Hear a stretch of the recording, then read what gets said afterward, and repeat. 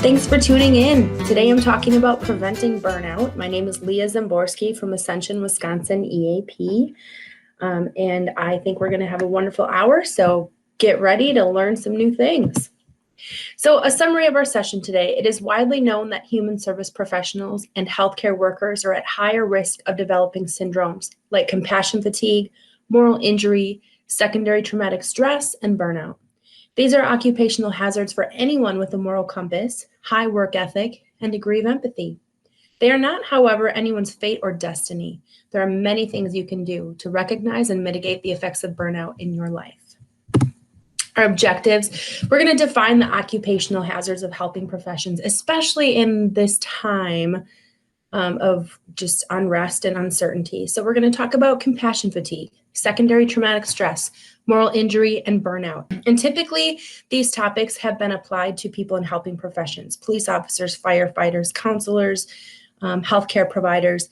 But we know that people are just taxed and stressed, and you might experience some of these things in your own life, even if you're not in a helping profession. We're going to consider the importance of self-awareness and strategies to enhance this skill, and then discuss ways to stay healthy and well, especially as you care for others during uncertain times, and especially during this time of uncertainty. So we're going to start out by defining the terms. So when we talk about compassion fatigue or burnout, everybody knows what we're talking about. We're all on the same page. So starting with compassion fatigue. Compassion fatigue is the emotional and physical exhaustion from caring for others.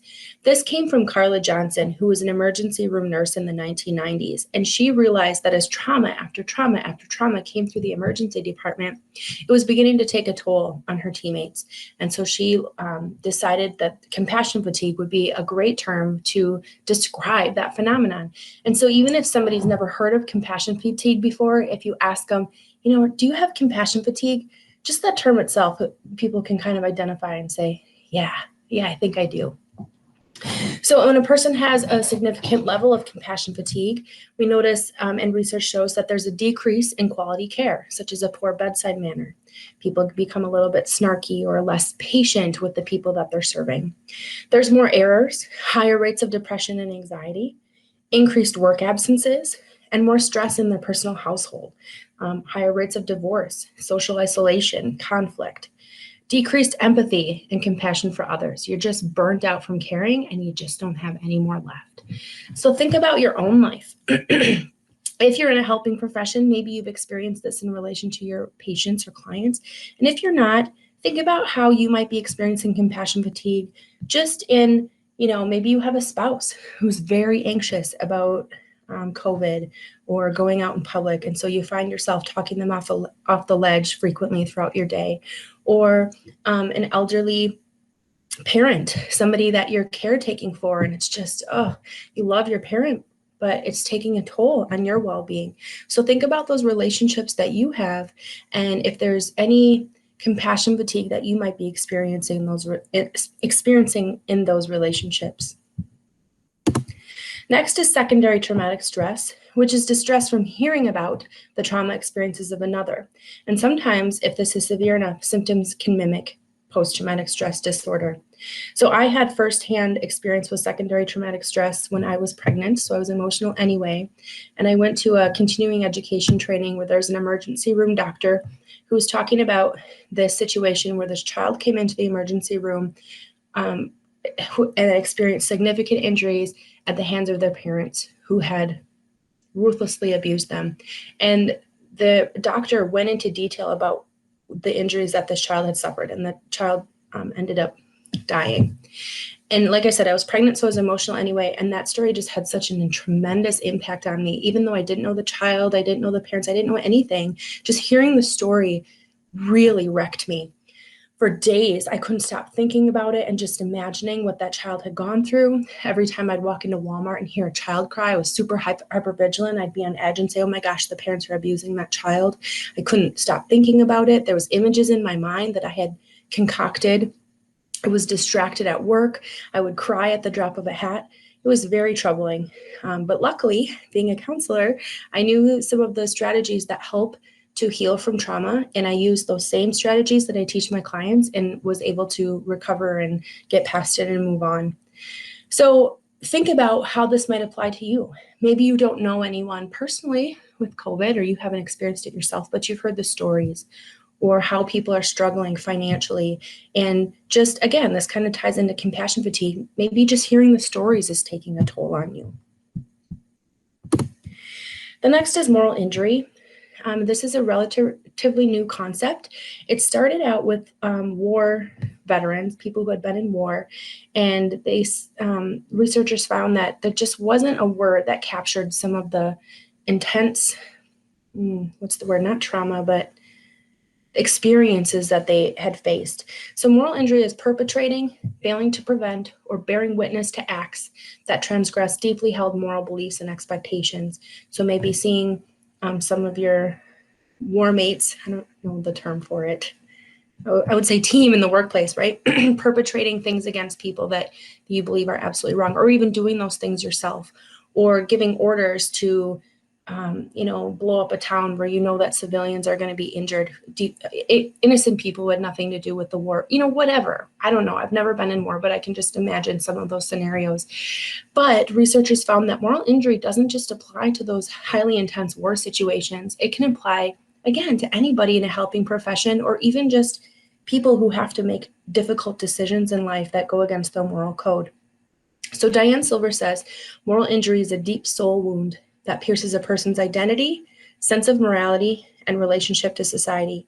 So it might be, a teacher who, now that we're on shutdown, she kind of suspected that a child was being abused, and now on shutdown, she has no contact with that child, and it hurts her morally to know that she's not in a position where she can be a safe place for that child or protect that child. That might cause some moral injury.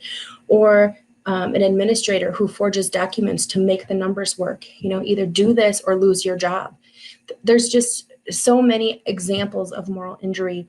So think about how that might apply to you, again, as you're in the situation that you're in, whether you're working more, working less.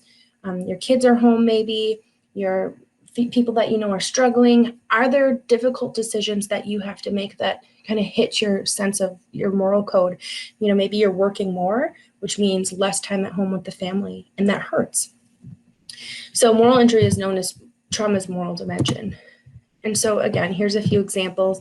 Doctor misdiagnoses patient with fatal consequences. Mother with drug addiction loses custody of a child. Office worker forges documents to avoid losing a job. Patient refuses crucial medication because they can't afford it. Expectant mother feels pressure to abort a problem pregnancy. Minister having an affair with a married parishioner. And parents won't consent to a child's treatment due to deeply held religious beliefs. So putting yourself in the shoes of any of those players, the patient who refuses crucial medication because they can't afford it. So the patient knows this is what's best for me, but tangibly, I can't do it. The doctor who maybe is prescribing that medication thinking that they're helping the patient, but come to find out, they couldn't afford it anyway. So there's just all kinds of moral tension in these scenarios. So again, thinking about how that applies to your life, the people that you interact with, the job that you do, where are the areas of moral tension for you? And then burnout, emotional exhaustion, depersonalization, and reduced feelings of personal accomplishment develops from general work stress, not necessarily trauma. And leading causes are bullying and poor organizational climate, and also unrealistic expectations. So think about the work that you're doing now. And again, I know some people are working less, some people are working from home, some people are working more. There's so many different scenarios out there. Do you feel like the work that you're expected to do is just beyond what you're humanly capable of? Does society or your boss or your coworkers just expect you to do more with less? And that's very typical right now. So I can speak from my own experience. I know a lot of people have been laid off. That's not been true for me, thankfully. Actually, my workload has gone up significantly because there's a lot more clients coming into EAP right now. Also, the resources that we have to put out and the level of coordination and things has gone up. So my boss is really great about saying, take the time that you need, use your PTO, cut out early if you have the opportunity to, because I know that there are some days when you're staying late. She's so good about encouraging us to self-care, but the personal expectations that I put on myself, if I cut out early, that's one more person that's not going to be served. So it's a hard time. It really is. And if you're feeling it, you're not alone. So continual stress without rest will eventually lead to burnout. So it's true. Maybe the day that I cut out early, one less patient or client is being served that day. However, if I can rest and rejuvenate and take care of myself, I'm going to come back at 110% tomorrow and take even better care of the clients that I'm responsible for, versus if I'm fatigued and burned out and then come back tomorrow and can only give it 50%, and not serving people well. So when you take care of yourself, it's not just you that you're taking care of, it's everybody. You're taking care of a little bit more or better because you can take care of yourself. So just contrasting and comparing burnout versus moral injury. So the causes of burnout are, those systemic expectations and things that we already discussed. So like accountability, data, having to put all your data entry. And a lot of people say, I love my job, I hate the data entry. Doing assessments, administrative policies that you have to follow, jumping through the hoops to get things done, maybe federal or state requirements, patient or client or customer demands, low recognition and acknowledgement, new technology that you have to learn and adapt to, and it's stressful, time constraints, inadequate compensation, etc. So basically working at a higher capacity than you can maintain. So institutional demands might cause stress, fatigue, or exhaustion. So those things may all be true, but again, that moral injury is related but slightly different, because burnout does not take into account the deep felt pain, sorrow, and grief, guilt, and shame felt by those who can't keep up or do what they know is morally and ethically right. So that's moral injury. So, I want to serve that client, but I just can't. So burnout would be, doing more with less. The moral injury is I can't do it all. Does that make sense? So that was the bad news portion of our session today.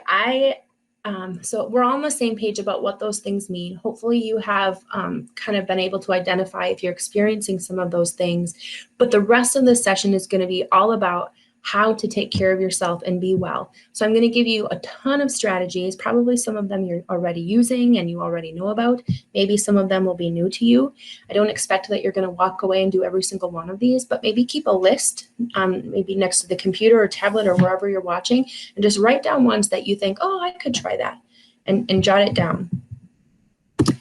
So first of all is self-awareness. Without an awareness of how your body is functioning, what you're thinking, how you're feeling, and ultimately how you're doing, you're powerless to change anything.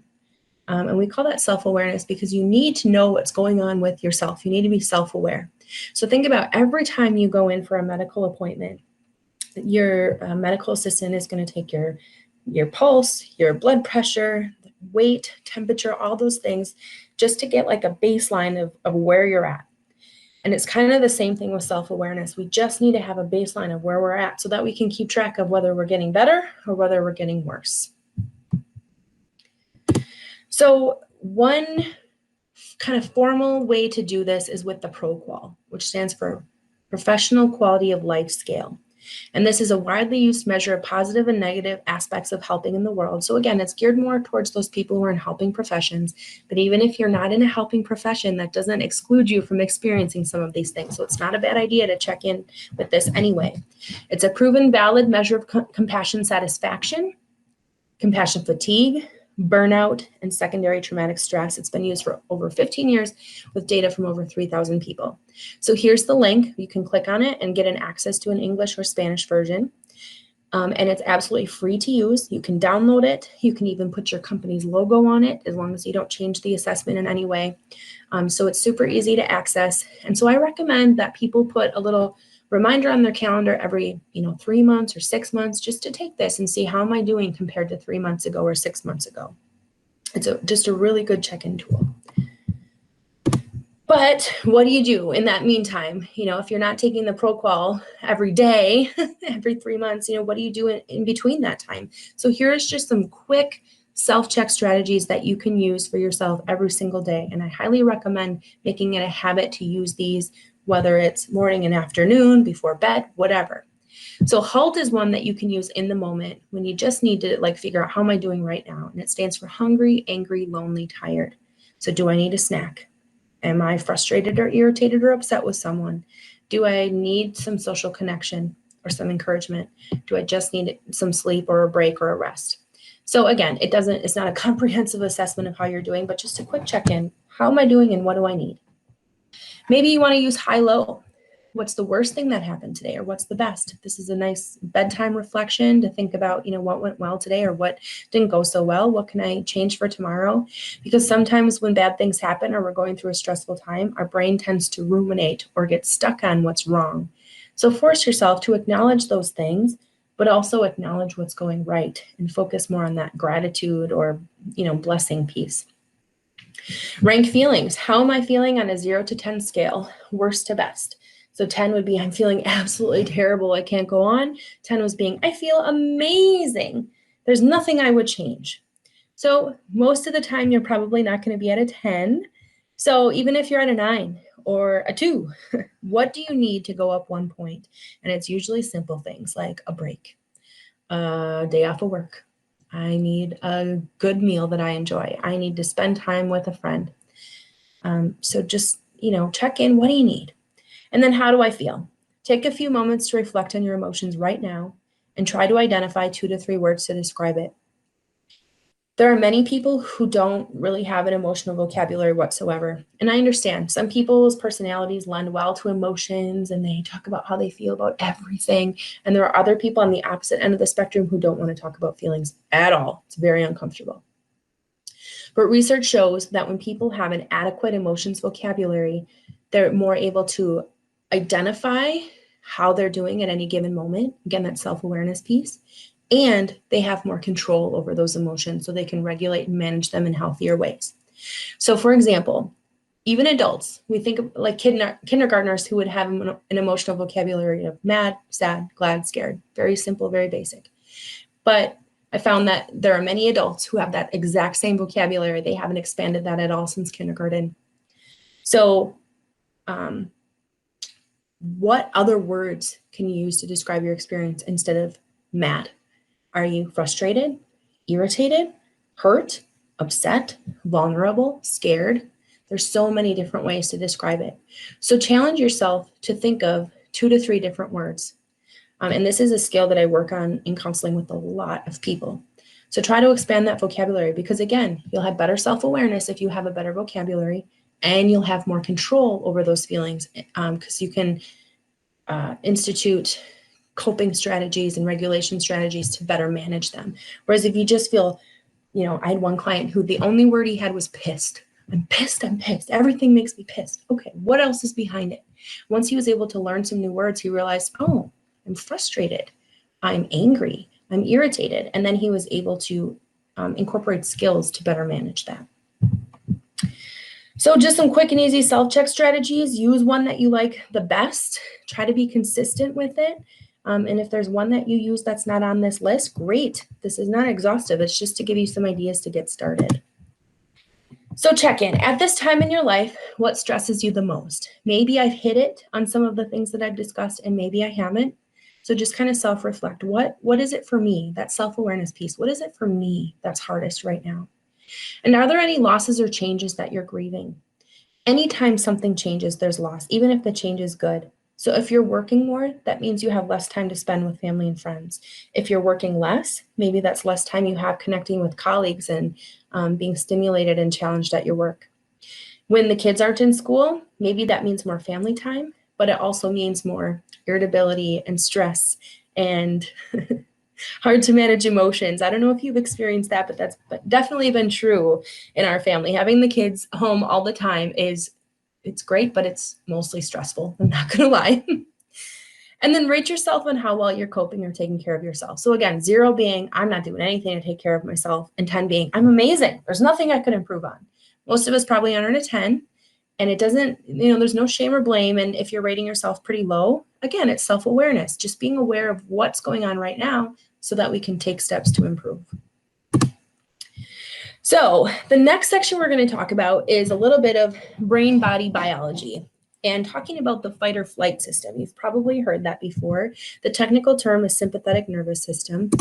You don't necessarily have to remember that. The stress response. So when your fight or flight system is activated, adrenaline and cortisol are released into your blood, your pupils dilate, Your immunity and your digestion shuts down. Breath becomes quick and shallow, muscles tense, heart pounds, critical thinking shuts down. Your brain is focused on sensory information, and you become very reactive versus responsive. So everybody can think of a time when they felt the sympathetic nervous system or fight or flight. Like, for example, if you were in that near-miss car accident, or maybe a car accident, or you were watching a scary movie and all of a sudden, it was really quiet and then there was a loud bang and you were like, or somebody pops out of the hallway late at night when you're not expecting it and you have that startle response. That's exactly what we're talking about, the fight or flight system. And you know that all these things are activated in a split second. And it's really to your body's way of helping you survive dangerous, life-threatening situations. Your pupils dilate so that you can take in much more visual information so you know where the threats are and what's going on. Your immunity and digestion shuts down because that's kind of a long-term process, to fight off disease and sickness. And if you're going to be dead in 5 minutes, your body doesn't need to waste resources pumping up your immunity. So that shuts down temporarily so that it can allocate resources to the immediate threat. Your breath becomes quick and shallow. So your breathing patterns change, your muscles tense and get ready for action, right? You're tense because you're either going to punch that bear in the face or you're going to run away. Your body needs to do something quickly. Critical thinking shuts down. And again, that's to protect you. Your pupils dilate so you can take in that visual information. Also, your hearing becomes more, more acute. So you're taking in a lot of sensory information, again, because you need to know where the threats are and how to respond to that immediately. So that means you're not thinking through things and, oh, wow, I'm facing a bear in the woods right now and I'm all alone. I think step one, I should, your brain isn't thinking critically like that. It's just reacting. And so when people are asked to recall, what they remember from the traumatic event or the dangerous situation, they tend to remember things like the flash of red from the car, the screeching tires, the sound of shattering glass, the smell of burning rubber. It's very sensory information, not so much detail-based. And so your brain, the function of your brain shifts. So you become more reactive to survive versus responsive, like, oh, let's sit down and think this through. You don't have time to think it through. So can you think of a time when your sympathetic nervous system was activated? We tend, again, to think of those moments when it was very intense and you felt the butterflies in your stomach and your body was shaking, right? But we don't tend to recognize that fight or flight is activated a lot through a typical day. When you're watching a news story that maybe is showing protests and you see somebody being violated and you just have that factor, that's your sympathetic nervous system being activated. Or your boss sends you an email that says, we need to talk, right? So your fight or flight system is activated frequently throughout the day. Anytime you experience stress or that kind of jolt of adrenaline, that is your system kicking on to protect you, even if the situation isn't dangerous. Sometimes it doesn't know the difference. So when your fight or flight system is activated a lot, it takes a toll. So that increased, the increased blood flow and heart rate and all that stuff causes increase in blood pressure over time. Because you have that fight or flight shuts off your immunity, that means you're going to have more illness and sickness over time. Cortisol is a very stimulating hormone that's released as part of this biochemical process, which means it disrupts sleep. It's harder to get into that restful state and it's harder to stay there. People who are under chronic stress say that they have very restless sleep. They wake up a lot, and that's usually due to cortisol. Acidic body chemistry. These chemicals are very acidic, and so if they're constantly being released into your bloodstream, it causes a lot more inflammation, pain. Gastrointestinal problems. Your digestion slows down, which is going to mess up your appetite. People say that they're not hungry a lot or they're eating too much. Toxins build up. It causes a lot more toxicity. Difficulty concentrating. Again, that change in brain function keeps your brain on high alert. So it's, you might be kind of hypervigilant, easily distracted, hard to concentrate, hard to focus, hard to remember details, or you just recall information. And then that extreme hypervigilance and, being on edge is like anxiety, right? You're nervous, you're worried, what's going to happen next. But then it can kind kind of the crash phase of that is depression. Like your body is just worn out and tired, and you can't go on, you can't get out of bed, you can't sleep, but you have no motivation to do anything. And so often your body kind of waffles between anxiety and depression, and they often go hand in hand. People experience both at the same time, and eventually leads to fatigue, exhaustion, and burnout. So I hope none of you are at this level yet, but again, check in. How are you doing? Are you experiencing any of these symptoms? Are there things that you need to do to intervene so that this doesn't get worse and you don't experience some of these chronic problems? So here is a self-awareness strategy called the body scan. Now we're going to run through it in like 30 seconds, but this is just kind of a taste of what this exercise is all about. You can go on YouTube and find people like narrators who will take you through the whole thing in 5 minutes, 10 minutes, 15 minutes, however much time you have to spend on it. So body scan is a great skill to continue to practice consistently, maybe every day or at least once or twice a week, to help you bring awareness to how is my body doing right now? How does my body feel? So let's just practice this again. We're going to go through it really quickly, but get comfortable in your chair. And starting at the top of your head, notice places of tension in your head, jaw, neck, and shoulders. Move down your arms, your torso, your back. Shift your attention to your seat, your hips, legs, knees, calves, ankles. Now focus on your feet.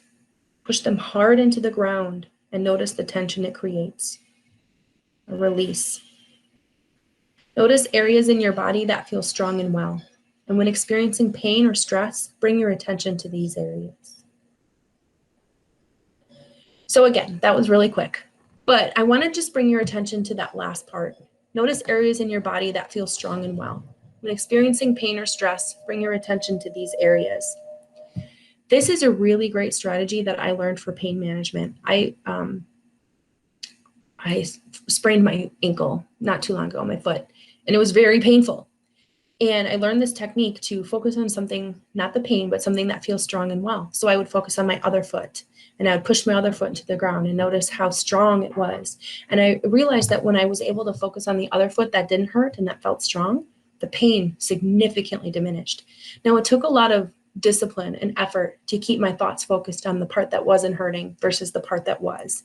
So this is a great tool, again, for self-awareness, for increasing your ability to focus, and for sometimes maintaining a level of self-discipline where you direct your thoughts where you want them to go rather than letting them kind of go wherever, which causes a lot of chaos and anxiety. So body scan can be a regulation strategy. I put it in the self-awareness category, but now we're going to talk more about regulation strategies. When you are self-aware, when you realize my fight or flight is kicked in, when you realize I'm experiencing issues related to chronic stress, I'm not doing well today, what can you do about it? So here we go. Number one is breathe. And I'm sure you've heard that strategy before. It's very popular right now because it's so easy and it doesn't cost anything, and you can do it anytime, anywhere. When we're stressed, our breath becomes quick and shallow. Remember the fight or flight? Instead of breathing like this, you breathe like this. So instead, counteract that fight or flight response by breathing in intentionally, very slowly, maybe for 5 counts. Hold it for 5 counts, and then breathe out for 5 counts. And it doesn't have to be 5, it could be 4, it can be 3, it could be whatever you want. And then as you're doing this, imagine that when you breathe in, you're filling up a balloon in your belly, so that as you bring the air in, you're causing a lot of tension deep in your torso and in your chest, and hold it and then let it go. And as you let it go, push your belly button as far back into your spine as you can. So really sucking it in, tensing those muscles. And then as you breathe in, relax that belly and fill up that balloon again. And when you breathe like this, that belly breathing, it puts tension on your vagus nerve, which is inside of your torso area. And that vagus nerve sends signals to the brain to initiate the relaxation response. So we talked about the sympathetic nervous system, the fight or flight. There's a parasympathetic nervous system, which is rest, digest, rejuvenate. And so you want to cue your body to activate that rest, digest, rejuvenate to put you back into a better state of being. You're not going to have those chronic stress issues. So when you belly breathe, it's telling your vagus nerve, put me into rest and digest. So it's a really good strategy. And it's one that you don't necessarily have to leave the situation to practice. If your boss is scolding you or something and you feel your fight or flight kicking in, you can do deep breathing right there in front of your boss and they may not even notice. So it's great, works anytime, anywhere. The next one is open shoulders. Because when we're stressed, remember our muscles tense. People tend to get a lot of headaches, jaw tension, muscle tension, shoulder tension, causes a lot of problems. Just physically, it hurts. Because when we tense, our body wants to pull in so that we can protect our vital organs. So again, tell your body you don't want to be tense. So open up the chest area, open your shoulders wide, drop your shoulders down. Pair this with belly breathing to cue your body to put you in rest, digest, rejuvenate. Now, one thing when I give presentations, my fight or flight kicks in, depending on the size of the audience and the training that I'm doing, it might kick in more or less. But one strategy that I do frequently is to maybe sit in a chair like this with my shoulders back and my chest wide open.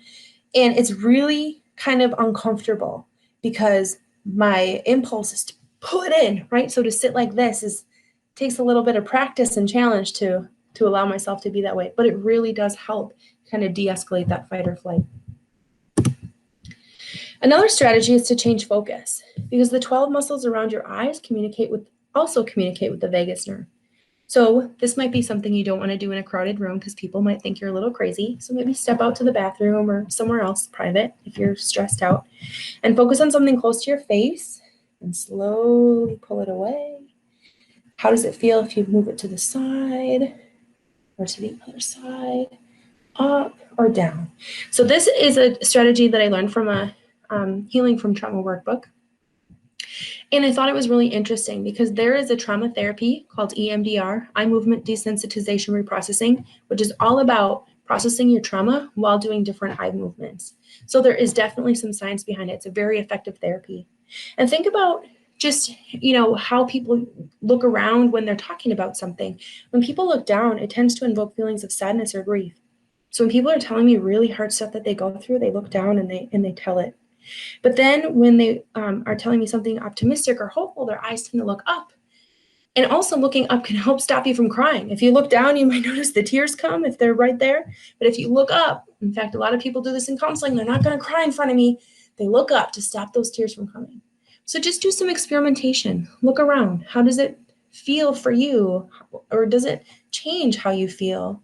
Or help you to relax if you use different eye movements?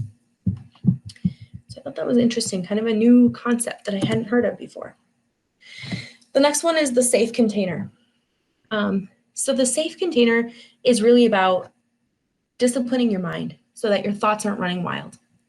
When you are having difficulty concentrating and maybe you're constantly preoccupied with how many COVID deaths today, or what am I going to do financially, or what's going to happen when the kids have to go back to school? Are they going to get whatever distressing or distracting thoughts are coming into your brain, and you have to do something. You have to finish your work. You have to cook dinner, whatever. You can't be ruminating on that stuff all the time. So you're going to create a safe container in your mind. It might be a treasure chest. It might be a safe, a lockbox, whatever. And create that thing in your mind and imagine taking those thoughts and putting it in the box, locking it up, chaining it if you need to, and saying, I don't have time for that right now. You compartmentalize it so you can focus on whatever it is at hand. Now, it takes, again, focus and discipline to keep those thoughts locked up because they're going to come back. And what about the kids when they go to school? And then nope, stop, put them back in the box, lock it back up. And you might have to do that several times. But the more that you do that, the more that you discipline your thought process, you're going to find over time that it gets easier and easier. And those thoughts stay in the box longer and longer. But they're still there when you need to take them out and deal with them, right? So we do have to make decisions about that stuff and plan and all that. And that's fine when it's appropriate to do so. The other thing on the slide, the serenity prayer. So some people use mantras or prayers or, quotes, things to kind of coach them through the situation. So one that is very common, a lot of people use it. Grant me the serenity to accept the things I cannot change, courage to change the things I can, and wisdom to know the difference. Other people say, let go and let God, or I'm a human being, I can only do so much, or I did my best today, that's good enough. whatever kind of coaching thing you can say to yourself to get yourself through it. And it really is helpful. If you're quitting smoking, I want to be healthy and well. I don't need a cigarette. If you want to eat healthier, I love the way my body feels when I make good food choices. It doesn't have to be long, but just something you can repeat back to yourself to remind yourself to stay on track. So the ethics of self-care. And I alluded to this a little bit in the beginning of the session, but I just want to hit the point again. The Green Cross Institute of Traumatology is an agency or organization that advocates for trauma healing and equipping counselors and whatever to deal with trauma effectively in the best way. And they put together this ethics document, and they say that it is unethical not to attend to your self-care because sufficient self-care prevents harm to those we serve. Now, even if you're not in a helping profession, this still applies, okay? If you're not taking care of yourself, you're not going to be your best self for your teammates, your family members, whoever you're in a relationship with. Ultimately, it is your responsibility to take care of yourself, and no situation or person can justify neglecting it. Not COVID, not anything. You need to take time for yourself to do what's good for you. The duty to perform as a helper cannot be fulfilled if there is not, at the same time, a duty to self-care. So the basics of self-care, health and wellness. Now, you all know this stuff, but I would be remiss as a counselor if I didn't mention it. It's important to eat healthy. Increase consumption of nutrient-rich foods, drink plenty of water, because when our body is in fight or flight or in the stress response, that adrenaline, that cortisol, all those chemicals that your body is releasing, it takes a lot of your body's resources to generate those hormones. And so it's depleting your vitamins and your minerals. And if you don't put those back in, your body is going to, again, just feel that chronic stress, the fatigue. You're not going to be functioning at your best. So it's important to eat nutrient-rich foods at any time in your life, but especially when you're stressed. And so, salads, fruits, vegetables, lean proteins, what healthy food is. And if you would say, my diet isn't the best, I drink a lot of soda, I go out a lot, whatever. So I encourage you to take steps to improve it. But I would also say, consider a high quality supplement. So at least you're getting some dose of vitamins every single day. There's also a lot of supplements that can help for certain mood issues. So I'm not a doctor, but I've done some research and some study on it, and there are some things that can help. So if you're interested in that, call me. I'd love to talk about it, but I'm not a doctor. Move it. Release tension and tone muscles for more energy and stamina. Exercise is known as the natural antidepressant. So, taking a walk around the block, even if you're not a very active person right now, start small. Can you just walk down the sidewalk and come back and work your way up? So I don't know if any of you are familiar with Greg Doucette. He's a coach who has a lot of online YouTube videos and things like that. He says, what does he say now? Of course, I'm going to harder than you did last time. Work harder than you did last time. So if you go down 1 block today, see if you can go down 2 tomorrow. And then shut it down. Go to bed at a reasonable time. Shut off screens at least an hour before bedtime. I know some people swear that being on their phone does not affect their sleep, but I'm telling you, the research does not agree with you. It does. So shut it off. Also, it's not good to be so stimulated before bedtime. You should be quieting things down and calming things down. And use relaxation to quiet your brain. So there's tons of apps out there. There's YouTube videos to kind of put like sleep meditations, things like that. Take advantage of those. They really do help. So you need good sleep if your body's going to repair and be its best.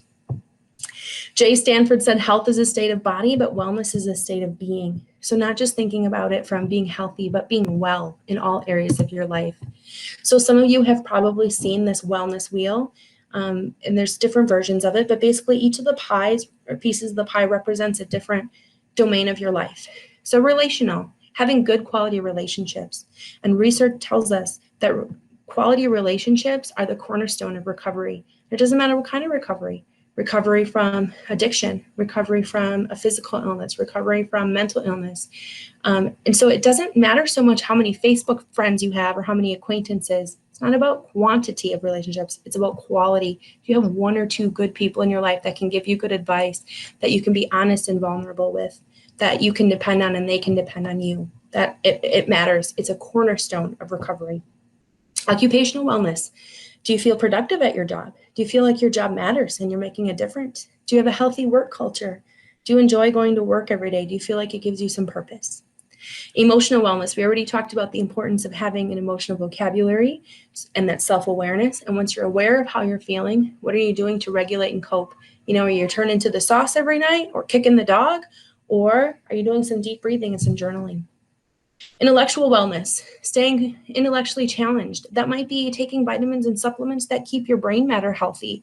It might be continuing education or doing things that challenge your brain, like Sudokus or crossword puzzles, or hobbies or interests that challenge you, whether it's woodworking or scrapbooking.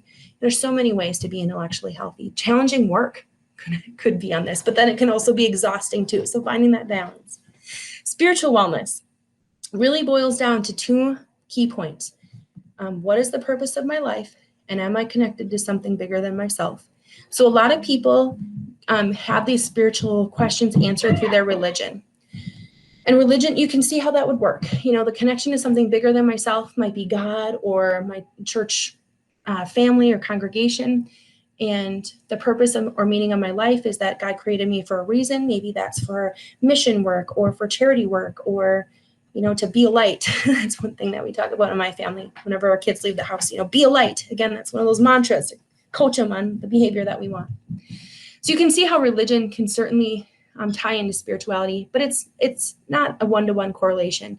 People can get their spiritual needs met through, the connection of nature or their community or vulnerable populations or family. The purpose of their life might be to make a difference, to raise their children with strong values, to have an impact in some way. So the next is financial. Financial is such a simple one. It really is. It's three things. It's increasing your savings, paying down debt, and investing in your future. And if you can do those three things, you are in good shape. But I know simple is not always easy. And then the last one is physical. We already talked about diet, exercise, sleep, also things like getting your preventative screenings and checkups, going to the dentist, taking care of your teeth, all those different things that help our body be well. So what are some of the ways that we sabotage our wellness when we're stressed? So I can just tell you from major things that we see in EAP would be substance abuse. A lot of people, it's just they find that they're drinking more or using more or whatever when they're stressed out, and that's normal. Eating more, undisciplined spending, conflict in relationships. Those are all things that common ways that people sabotage wellness, and ways that we can improve. Well, I'm giving you tons of strategies today. So if you, just kind of jot down, where are you at in each of those areas of wellness? What is something you might want to improve? And then again, jot down some of the strategies we talk about today. So personality differences. Different people handle stress differently. So how do you handle stress? So you've probably heard of the right brain, left brain, I don't want to say ideology, theory, I guess. And there's debate over it. Like some people say, yes, it's absolutely a thing that your personality generates from what side of your brain hemisphere is more dominant. Other people say, no, we use both sides of our brain all the time. It has nothing to do with that. I don't want to get into that debate about it. But the bottom line is there is some truth to this, regardless of the brain that's being used in terms of personality. Some personalities are definitely more toward the left brain or the logic, sequential, orderly, punctual, logical kind of personality. And there are more people who are geared more for emotions and spontaneity and creativity and thinking outside of the box. So there are some people who are right smack in the middle. They have a foot on each side of the spectrum. They can be logical or creative, and they just kind of have a perfect balance of both. But most people find that they tend to lean more to one side or the other. And then there are a few people who are on the very ends of the spectrum. So if a person is extremely left brain or logical, that you find that their life is very rigid. They have a hard time being flexible and navigating life as it changes. And those people tend to have obsessive compulsive tendencies or even personality, right? So that happens. It's not very common. On the other side of the spectrum, the people who are extremely emotional, emotions aren't stable. They change from moment to moment. You can't depend on them. So when they're so emotional, they have no structure, no stability. Their lives become chaos or drama at every turn. And those people may have like a borderline personality disorder, something really unstable. So again, it happens, not very common. The people who are directly in the center, that also happens, not very common, but you probably find that you're leaning more towards one side or the other. So spinning ballerina. So if she's spinning clockwise, you're thinking with your right brain. So try to get her to switch by doing something logical, like math problems. The more complex, the better. Out loud is even better. You might give directions on how to get from wherever you are to Walmart, right turn, left turn, street names, things like that. You might think of a chess game that you recently played and what strategy would work, anything logical or analytical. If she's already spinning counterclockwise, you're already thinking with your left brain, you want to get her to switch by doing some kind of emotional thought process, such as imagining or thinking of your favorite song, your favorite art piece, your first kiss, anything with a highly emotional content, thinking in metaphors like, my anger is like a black cloud or, something like that. So can you get her to switch? So again, this is just a fun little trick. I don't know if it's been scientifically validated or anything, but anecdotally, I found that it's pretty true that people who I know are more logical tend to see her spinning counterclockwise, and people who are more emotional tend to spin clockwise. So if you want to look this up later, again, all you have to do is go to YouTube, type in spinning ballerina, she'll pop right up, but don't type in dancing girl because that is something else entirely.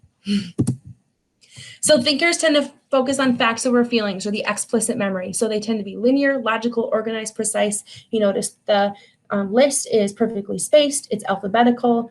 It's, a very tight list. So the explicit memory. When I asked my husband, what did we have for dinner last night? He says, well, we had 10-ounce ribeye that was cooked medium rare.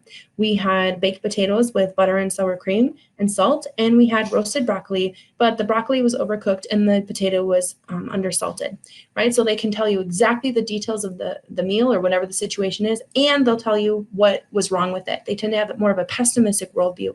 And from their perspective, they're just trying to help, they're telling you what you did wrong so you can do better next time.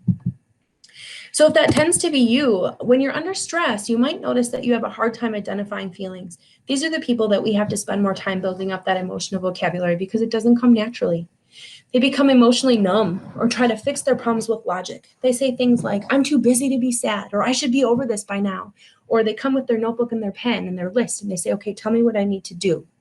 Well, I'm sorry, healing from trauma or grief or whatever isn't necessarily a checklist, it's a process. So, and they also tend to avoid feelings and conversations about feelings. So again, they're moving closer to that rigid end of the spectrum. Like, I need to be through this. So if you find that that's you, here are some strategies to help you get through it.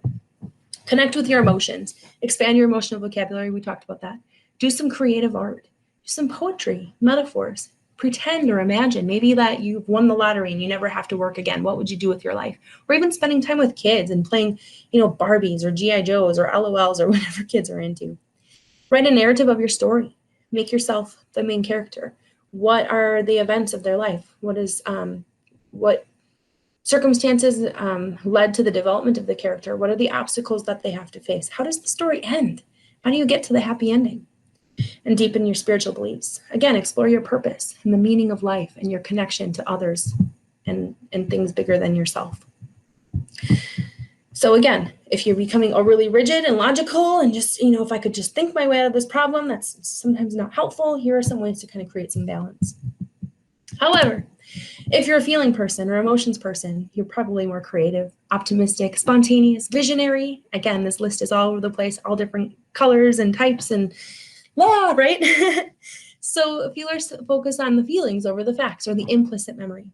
So my husband asked me what we had for dinner. I say, oh, it was ribeye. It was so juicy. It just melted in my mouth. And the baked potato had that salt crusted around the edge. It was so good. And the butter was just melting down the side of the potato. And I loved the way the broccoli crunched in my mouth. It was so good. So if you noticed how I tell the story of what we had last night, it's more of a feeling. It's all about how it felt to eat that meal. So feelers can put emotion, sometimes people call it drama, into anything, right? But when they're under stress, They go on the emotional roller coaster because, again, feelings aren't stable. They change on a dime. So today is the best day ever, and tomorrow is the worst. I can't go on living. Intense feelings shift rapidly. It causes a lot of confusion, like, I don't know how I feel. And they feel out of control. And so those systems and structures and lists and routines that they had in place so that they wouldn't be out of control, when they start to feel out of control, they're like, oh, why do I even bother? I'm not even going to do my list today or whatever. And so they abandon those things, which adds to a sense of, even more of a sense of being out of control. So if that's you, here's a strategy that will help you to create balance.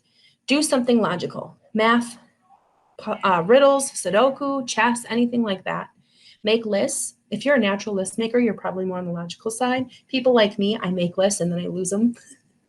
But I know that when I do make lists, it just really helps put my life back in order. Clean and organized. A lot of people use this as a coping tool. And they say, like, when I'm so stressed out, I just clean everything, my desk, my house, whatever. It's like the reset button. Then I'm like, okay, now I can move on from here.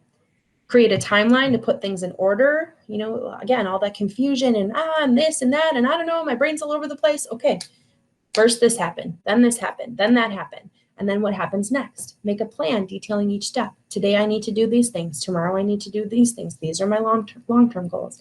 Anything that's going to help you be more logical or put structure and routine into your day or your life. And then it's always good to use both sides of your brain. So bilateral movement, exercise, dancing, anything that moves both sides of your body, activates both sides of your brain. Good stuff. Art, so you can have the logical left brain structure of the art, you know, the technique of the sculpture, the painting, but then also the emotional expression, the thing that you put into it that makes it uniquely yours. Same with music, the time signature, the key signature, the structure of the music, and then the dynamics that make it emotional, make it yours, gives it that expression. Talking and writing, when we think about things, they kind of swirl around in our head. We're using certain brain processes to think of them. When we talk it out, we're activating different parts of our brain, the language center. So we're taking that emotion or whatever it is we're dealing with, and we're filtering it through some of those linguistic areas of the brain, which helps to kind of just, again, create that balance and kind of neutralize the intensity. And then writing, same thing, different process. You have to filter all that emotion through, you know, the parts of your brain that creates words and letters and sentence structure. And people, they balk at journaling, like, it's so much work, I don't want to do it. But when they come back and they say, you know what, I tried it and it worked really well. Yeah, totally does. Color mandalas. So the adult coloring pages, you know, the circle designs or whatever, research has been done that found that this causes a state of meditation and helps to reduce anxiety. So coloring, even with your kids, such a good strategy. Can also help heal from trauma. In fact, that's the strategy that I use. I told you about that secondary traumatic stress with the child abuse case that I couldn't get through. I took a mandala and I tried to choose colors that represented how I felt. And I forced myself to think about the details of the trauma case as I was coloring. And it took some discipline because my brain wanted to think of anything but that terrible situation. But I forced myself as much as I could to focus on that as I colored. And when I was done, I felt better. And then I flipped it over and I did a journal entry about what that was like for me. And I mean, problem solved. Not that it was completely out of my brain, but just the intensity of the reaction and the feeling was so much less after that 20-minute exercise. Very effective. And then just generally meditation and mindfulness. Tons of stuff on YouTube. You know, mindfulness is being present in this moment, not thinking about what already happened or what's going to happen, but right now, right here, I'm okay. This is what I need to focus on. So staying grounded. You know, when life is chaotic and you're being pulled in so many different directions, how do you stop yourself from going insane, right? Slow down. Time waits for no man. If you don't take time, it will take you. So sometimes bottlenecking projects to say, yep, that's really important to me, but I can't get to it today because I have 5 other priorities that I need to attend to and I'm only human. Or just taking breaks, stepping away from your workspace or your children or whatever. Slow down. Be grateful. There are countless blessings. Don't let them pass by unnoticed. An attitude of gratitude has many physical and mental health benefits. And research shows that that's so true. People who live with that attitude of gratitude are just healthier people. And it also goes back to that strategy I taught you about focusing on the part of your body that doesn't hurt versus the part that does. And this is that same strategy, but in more of a mental way rather than a physical way. You know, we tend to focus on the negative or what's wrong. So instead, shift gears to focus on what's right. Such a powerful strategy. Evaluate your priorities and live life in line with them. So why did you enter this field or your occupation? What's important to you? When we don't focus on priorities, our lives get off track. So making sure you're creating space for the things that are most important. So for me, like I said, during this pandemic, I've been working a lot more and having to invest a lot more energy in my work. But work is not necessarily my number one priority. Probably in the top 3, but family and faith also need to have a space in my life. So when I'm working a lot during the week, I take time during the night to just focus on my family. I take time on the weekend to focus on my church, you know, making sure you're creating space for those things that are most important. Because if you don't, life is distracting. It'll just take you wherever, right? It becomes chaotic. Post-traumatic growth. These are the positive changes after traumatic events, or the silver lining. We would never wish tragedy or trauma on anyone, but there's always something good that came out of it. And a lot of times when we're doing trauma healing, this is the last stage of the work that we do is, okay, we've been able to work through all the things that happened. Now we need to reflect and look back and say, how did you change or grow as a result? And people report 5 areas of growth: improvement in relationships, not taking their family members or friends for granted like they did before; greater appreciation for life, living every day like it's your last, not wasting moments or opportunities; new opportunities or pathways. I know EAP has grown tremendously in the services that we're able to provide and the quality of online services because of this; greater sense of personal strength and spiritual changes or development. So just kind of take a moment and think about, you know, you're going through some hard stuff, probably, if you're like most of us. How are you growing? What are the silver linings of this for you? And again, choosing to focus on those things, the thing that's strong and well versus the things that are bad or painful. So this is the last part, and I'm not going to show it to you because basically I just don't have time, but I highly recommend that you type this into YouTube and give it a watch. Nature, Beauty, Gratitude by Louis Schwartzberg. There's a 6-minute version of just the video. There's a 10-minute version, which is a TED Talk, and it gives the introduction for about 4 minutes. But 6 minutes, I tell you, I watch this at least once a month because it just helps me to keep things in perspective. It's very, very powerful. I highly recommend. So in conclusion, what's one thing that you're going to commit to doing for yourself today? Hopefully you jotted some notes down of things that you've just been reminded of that you already know are good and are helpful. Maybe a few new things. I'm not asking you to commit to the entire presentation, but 1 or 2 things that you think, yeah, that would be helpful. I'm going to try that. So we define the occupational hazards of helping professions. We considered the importance of self-awareness and strategies to enhance the skill, like the check-ins, the pro-qual, the body scan, and discuss ways to stay healthy and well. So that was things like, you know, staying grounded, thinking about if you're a right brain or a left brain, some of those strategies to create balance, safe container, you know, meditation, mindfulness, adult coloring, taking care of your body, so many things we talked about. So that's it. Ascension Wisconsin EAP. Our phone number is there, our email address is there, our website is there. Contact us if there's anything we can do. We are happy to help. That's what we're here for. So thank you so much, everybody, for your attention, and I hope you have a great rest of your day.